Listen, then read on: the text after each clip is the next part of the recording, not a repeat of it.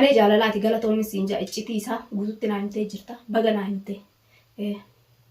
Galatoonni rabbi ubrii si dheeressu jiraadhu. Assalamu alaikum warahmatullahi wabarakatuh. Jirra jirtanii hordoftoota fi kabajamtoota keenya akkam nagaa qabdanii jirtanii jajjabaatanii isin jecha. Wardaan maaliin dhufte jechuun ooltanii.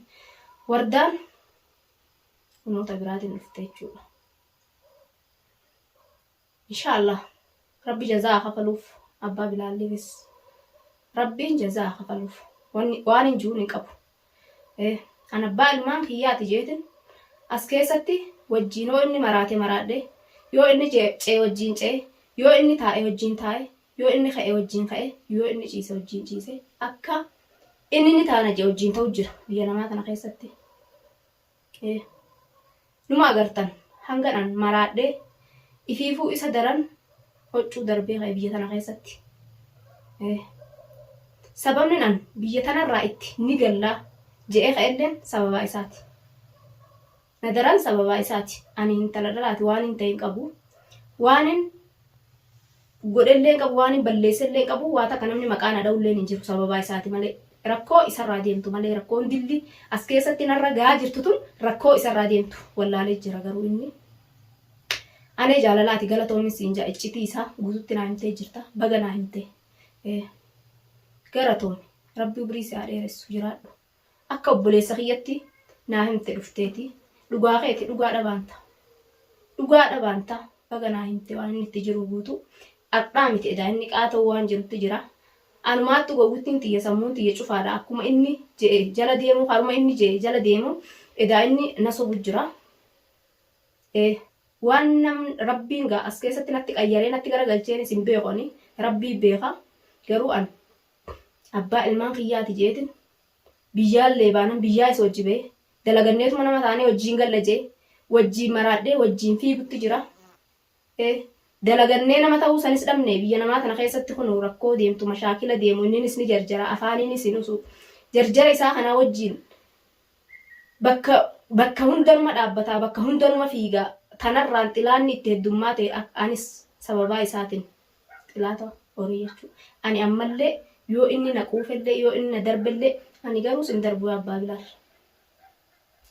Si if na darbisiise malee amma na arrabsu jirtaami. Ilmaa ol baatee tan du'aa ittiin jira ni galla jeetiin rabbii keenya nama nu yaame kadhatu jirra. Edaati garaa keessi waan biraati. Afaan gubbarraa ana fakkaata. Ammoo yaanni kan kee biraati eda. Waan qopheeffattee qaata'uu itti jirta. Eda'an maraattuun xiyyamaa ban qabdu kanumatti fiiguu jirti. Malee ati qaata waan jaayiza godhattee jechuudha eda. Inshallah rabbi jazaa si haa kafalu waan isin jiruun qabwani. Du'aa godhanna jeetiin nama yaame hoottu jee siyaame mana biiftuu sanillee maateessa jee siyaame. Dhuftee akkasitti du'aa sanillee godhanne ni gallaa jee hayyee jettee na sobdee maal goota ani edaa viidiyoo qaata martee raarrabsu jirtaan viidiyoo laalle viidiyoo laalutti hin jiru an tabirarran jira. An tabirarran jira rabbiin nu kadhachuu jira du'aa inni godhuudhaaf olii fiiguu jira. Ati edaa inni gammaddeen arrabsu jirta bagan arrabsite. Haani nu haaraa waa hidha janii dullattiin dulloomtee amma nu foon lafee hiraar kan keetiin ati si wajjiin hoggati maraatte maraatuun hoggati rakkoo seente si wajjiin cinqamuun foon fuularraa irraa fixxee jirta kun amma lafeen bal'inatti yaate makiinaa dullatti irra makiinaa haaraa wayya jette hordaan makiinaa dullattiidha jechuudha haati bilaal keetiin dhugumaa sirra sitti fakkaatte garuu sitti wal fakkaattee jirti jaafi sagar sitti waliin fakkaatin siin jaayaa ugaan ni laaltaa ilmaan kan kee biyya namaa keessatti saree nyaachisin. Ifitti nan kaasinanillee hin dubbadhu hin lolulleedha yoo namni na tuqe malee nama sin tuqu naafi ati nama har'aas keessatti walitti dhufee miti. Makiinaa dullatti irra makiinaa haaraa wayyaa wanni naan jettu hin jirtu. Makiinaa dullatti sii dulloomse malee wardaan ifiin hin dulloomne. Alhamdulillah. Yoo hin dulloome gahee dulloomes gaheetiin dulloome. Si na dulloomse dulloomuu sanillee hin geenyani. Intalti teenya ta'an gafa amma kunoo amata 9 fixxee 10 seenuu deemti. Walumaa qabna. Yoo hin dulloomee foon fuulaa fixadhellee sumaan irraa fixe jechuu keeti na qusadhu jechuu keeti yoo na jibbitellee haadha ilmaaniti nan arrabsin. haati ilmaanii kabajaadha qabdi. Kabajaadha qabdi. Mucaa si jala deemee akkanatti bineensa fi saree keessaa si galche san gartee mucaa san narraa dhalte. Silaate alatti haftee jirta gaafa sanu. Ilmoon sun silaa jiraachuu baatte. Ilmoon sun akka wardarraa dhalte beek yaadadhu. Ifin irraanfati waan keessa kutallee waan keessa dabranillee laabbeekatuma. If yaadatuun bareedadha. Yaadachuun bareedadha. Ifin irraanfatine jaalalti illee si qabdu ifin irraanfatin. Wardaan dulloomte jaalala haaraa jettee jaalala haaraallee yoo eegalte waan keessa wardaa wajjin kutte san rakkoo fi bal'oo sanillee hin irraanfatin jechuu kiyya yaadadhu. Bal'oo inshaallah rabbiin ganuma nu haa bal'isu. Akka dhiiten waan haftu janni bari'a. Ati mee ni ilaalta biiftuu wajjin sitti bal'attes inshaallah. Waan isiin jun qabu silleen arrabsu annaa kabajaadhaati. An abbaa ilmooti yoo waan feete ati naan jettellee ati naa kabajaadhaas sin arrabsu. Ati na arrabsi garuu jazaa rabbi siif kafala. Iccititeetillee guututti hin dhagee jira. Waan ati itti jirtullee guututti hin dhagee jira. Yoo karaan sun kasi baasu taate karaan ati itti jirtu kun karaa bareedaa taate karaa bareedaadha qabadhu. Karaa keeritti jirta. Karaa bareedaatti dalagachuu jirta. Dalagadhu sirriitti akka itti jirtu sanitti dalagadhu. Wardaa rabbi biratti wallaalla anaa fi ati. Ani si arrabsuun fedhu. Nan arrabsin garuu haati ilmoodhaa dhugaadha kabajaadha. Kabajaadha qabdi. Laalsin fedhu si jibbeetin jira. Biiftuun fuudha. Biiftuun sallee dhuguma nayita karaa sii bantee fuudhisiin jettee aara waa hunda waan hundatti na nayitu jirta. Waa hunda si duran calaa itti jee aara kan keetin itti seenu jira.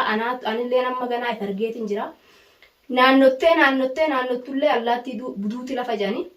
Naannottee gaafa quufte akkanatti harkaan lafa qabattee hordatti dhufuun ooltu. Haala bilaa qiyyaa jettee gaafa san wallaallaa naafeti. Gaafa ati akkasitti naannottee dhufte sani naafeti wallaalla gaafa san. Anamma waan hin jiru qabu. Waan isiin jirullee qabu jazuma rabbi si haa kafaluun siin jaa. Efa makiinaa dullatti naan jetteen jazaa rabbi si haa kafaluman siin jaa malee waan siin jiru qabu. Atillee dullachallee jee sin arrabsu. Sin arrabsu. Makiinaa haaraa argattee jirta maashaallah. Gaazallee si jalaan fixxu. Gaaza hin finne argattee tana dullattiin gaaza fixxee si gubdee. Haaraa rabbiin sii baasee jira fakkaatti. Takka moo lama moo sadii rabbi sii baasere. Itti si yaa'ida wirra irraani. Haala bareedatti jirta. Karaa rabbiin sirraa jaalatutti jirta itti fufi. Wanni siin jiru jirtaan itti fufi. Na baasa karaa kun jennaan haala wasaalaa. Garuu hin galuu murteessiteen arrabsu jirtaa miti biiftuu biratti nafee biiftuun haa dadhafette.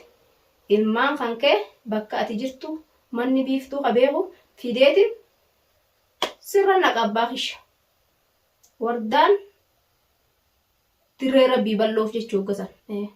Akkuma sii bal'atte kanatti anillee naa bal'atte waan natti rakkattu sitti hin fakkaatin hoggasan. Wanni ona keessa taa'ee ilmaan kan keetiin gubadhuuf hin jirtu gubiin tasiin gubadhee unaa ga'ee jirani. Hangin siin akkatti cinqamu san odoo tanaan naa dhuftaa si beeke akkanatti si wajjin gubadhu gaafuma san dantaa isaati jenni shaaraa san irratti si dhiisee si biraa kuta. Odoo ati tanaan naa dhuftaa beeke rabbiin of dura namaan himu garuu akkan gubadhee atis kutte anis gubadhee mana kana keessa ilmaan Oromoo odoo na bira jiraachuu baatanii alhamdulillah garuu Oromoo rabbiin ubrii haa dheeressu rabbiin irraa namallee itti faayida'uuf waan qaban waan isaan fedhan niyyaa isaanii rabbiin haa guutuuf ilmaan Oromoo silaa jiraachuu baatanii as keessattuu baadilameetiin jira jechuudhaan silaa gara kan keetinii rabbii itti fide jeeti waa hundaa'u si wajjin gubachuu jira edaati si daba deemaa si sharrii tana garaa keessaa qabaa rabbiin akkatu waan fide sitti fide waan fide sitti fide si gubu jira jechuudhaan si nallee si wajjin gubutti jira. Ilmaan narraachi baatee yoo waan biraa sanitti narraachi baatu ati naaman firaa of ilaala'u meemee. Kanuma dabaan deemu sanuun of ilaala'u. Waanuma wanni tun akka keessatti akkatti nu cinqitu kanaafu uma jiru jira edaasumaa waan jirutti jira dabaan garaa keessatti deemu jirtaan afaan gubbaa haadha bilaal jettee na sobaati. Tanaaf rabbiin akkanatti balaa tanaa hun gidduutti oofansaa if ilaale atillee anis if ilaala. Haati bilaal dullattiinis haaf laaltu. Itti fufi akka itti jirtu san itti jabaadhu jechuudha. Garuu ilmaan kan kee araddarratti baadiluu yoon feete tijiraadhu ilmaan bakka ati jirtutti fidee sii kenna. Hin gubadhu ilmaan keetiin siinillee gubadhee siin wajjillee gubadhee akkana naan jettee ammaan tana dirratti achi na darbite ammas deebi'ee ilmaan sirraa dhaleen hin gubadhu jechuudha. Garaa kiyyattiin dhagaa liqimseetiin dhugaadha ilmaan irraan ka'u nin jaaladha dhugaadha. Ilmaan illee haguma abbaa jaalatan. Yoon abbarraa garaa muratte ilmaan sanirrallee ni muratte jechuudha. Tadhalaa biyyee jirti mokkam. Tun dhiiraa miti. Ol kaatullee karaan dhiira tanallee karma kan keeti. Ilmoo wama abbaan dalagu dalayti. Ilmoon dhiiraa fi dhalallee ilmoo wama haadha fi abbaan dalagan dalayti. Haadha fi abbarraa laallattee jechuudha. Tadhalaa qabu silaan jirtu. Baga rabbiin nu biran jiraachisin. Ta dhiiraa sirrattichi facaasetiin jechuudha. Garaa kiyyatti galliqimsee dhagaa biraa kuta. Haganan irraa hidhamee torbaan tokko taa'e sanuu numa taa'ee mitiiree akkamsi godhe agasan. Mee akkasi godhe gaafa san agartee jirta dhiiga si boochisanii. Yoo ilmaan kan keetirraayis gaa akka gootu si beeka. Seetu garatti dachaafadhu maaliin godhan? Bakka ati jirtutti garuu fidee sirratti naqaa tana beekii dhagaillee yoo karaan kun nan baasu itti qajjii gali karaa buune wajjin galla. Fudhadhu ishilleedha gali. Sanii miti jennaan nallee arrabsitu ammallee galuman siin jaa ilmaan kanan baadiluun feene biyya tana keessatti. Ilmaan kanan baadiluun feene garuu yoo diddee ilmaan keenya haa baadilamu as keessatti kajettu taate tana murtee tan teeti. Waan hin jiru qabuun. Aarellee aara keessa kutellee waa heddullee siin haasa'uu hin barbaadu. Akka ati haasottillee haasa'uu hin barbaadu ni obsa. Garuu namni kun akka obsee jee obsi sun irraa dhuma. Sabriin ni fixata ilmi namaa. Giddumaa quba laagaa keessee na keessaa guuru jirta. Giddumaan sabrii xiyyeessan na harkaa balleessu jirta. An biiftullee sitti fuudhu jellee sitti garangalee biyyattiin sitti fuudhan jee malee biyyattiin fuudhaayyee walumaa jennee atumaattu gara gaggalu jira akka wanni itti gara gaggalu jirta. An tana. Murteeteeti ganaa odoo dirree kanarratti gachiisee si gangalatullee argee maas gangalatta siin hin ju'an. Garaa kiyya sabbataanii dadheetin si bira kuta malee. Yoo atuu ana haadha ilmaa kan keeti akkana itteen narrabsu jirtaan miti anillee garaa kiyya nan hidhadhanan jabeeffadha jechuudha. Sirraa akka namuramu nan muradha. Garuu ilmaan kana wanni silaarra ilmaan kun jittuu jiraachuu baate hagaati hagana naan jettullee eeku dhugaadha. Na agartee jirta waan nan ta'ellee na agartee jirta garaa kiyyallee hundaa waan naafi ati har'a walitti hin dhufne biiftuunis haasilaattu atillee laali haanni haaraa waa hidhaa haara inni wallaaladha garuu maqaa kiyya nan dhayinaadha ilmaan kan keetiif dura mataa kan keetiin dura ilmaan keetiif mala malin siin jaani haasallee dheeressuu hin barbaadu nagayatti fixadheetiin jira.